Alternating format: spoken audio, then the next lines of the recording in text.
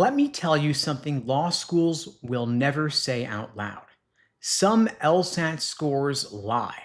Not because students cheat, not because accommodations are wrong, but because once you add in extra time, your LSAT score often stops predicting your law school performance the way schools think it does. And here is the most important part. Law schools usually don't even know whether an LSAT score was earned with extra time. Of course, admissions will see your LSAT score number, they'll see your percentile, they'll see your undergraduate GPA, but they do not see whether your LSAT was taken with standard timing or extended time. That means law schools all treat LSAT scores as if they mean the same thing, even when the data shows they don't. And this is not speculation. This is LSAC's own research showing this. And if you're applying to law school soon, this affects how your application is evaluated, how ready you are for 1L, and whether your LSAT score might give you a false sense of certainty. Now, the LSAT exists for one reason. It is meant to help law schools predict who will succeed in law school. Law schools don't love the LSAT for the LSAT's sake. They love it because, on average, higher LSAT scores line up with higher first-year law school grades. That general relationship is real, but on average hides important exceptions. And one of the biggest exceptions involves extra time.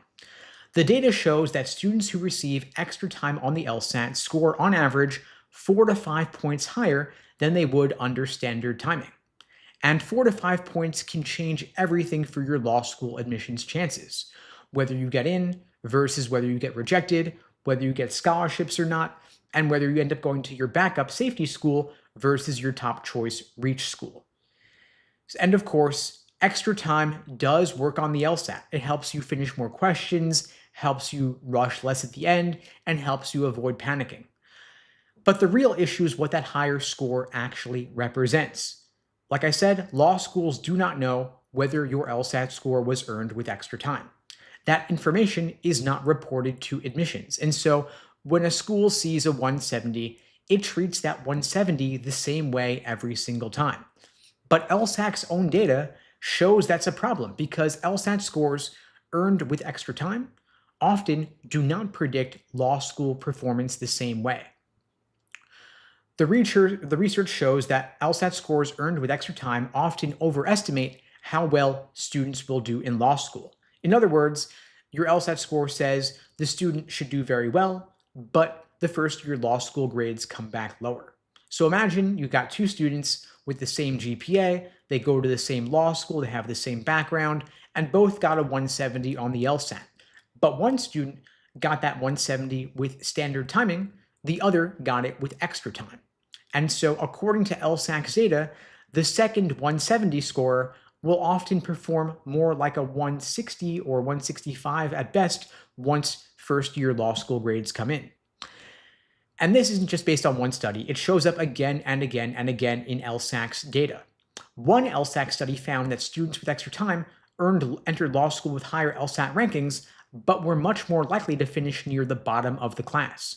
Almost 20% ended up in the bottom 10%, and only 10% reached the top 20%.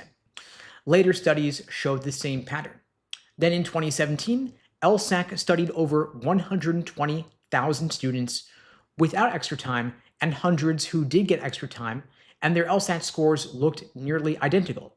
But after the first year of law school, the extra time group earned grades much lower on average. Now here's the key point. When LSAC combined LSAT scores and undergraduate GPA, which is the same formula, the same index that law schools themselves rely upon, that combined score still over-predicted performance for students who received extra time. And even when schools adjust for GPA, the prediction still breaks. And of course, let me be very clear, this does not mean that accommodations are unfair, that students with disabilities can't succeed, or that law schools shouldn't support students who have special needs.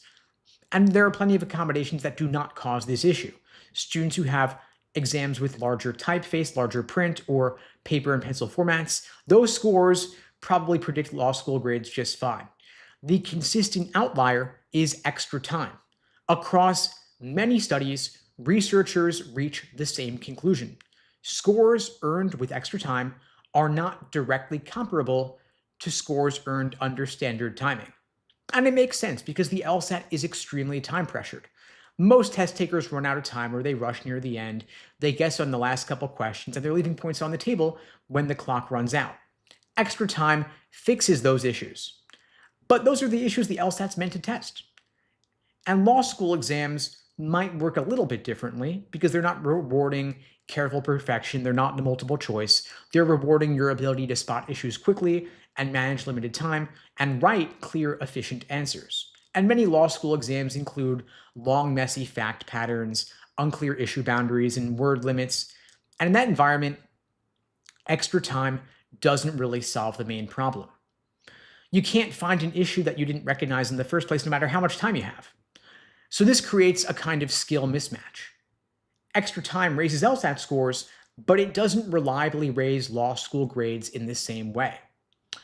Now, if your LSAT score depends heavily on extra time, if you truly need and deserve the extra time, that's totally fine. I'm not saying that you shouldn't get it. That does not mean that you cannot succeed in law school.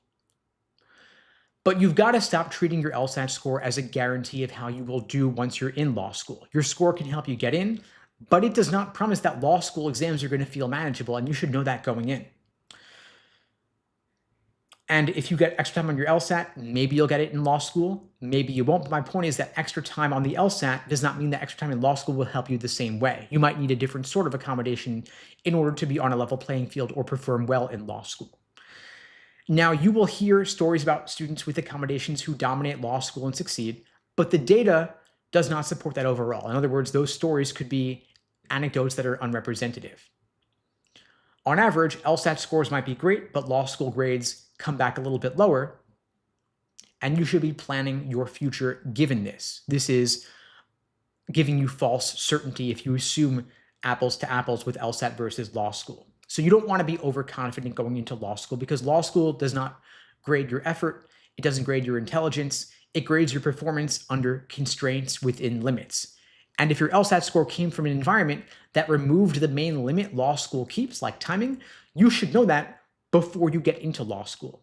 Use the LSAT to get in, then train for what comes next. Because law school is not going to care how you earned your LSAT score. It will care only how you perform when the timing is tight, the answer isn't clear, and every decision costs something. That is the real test.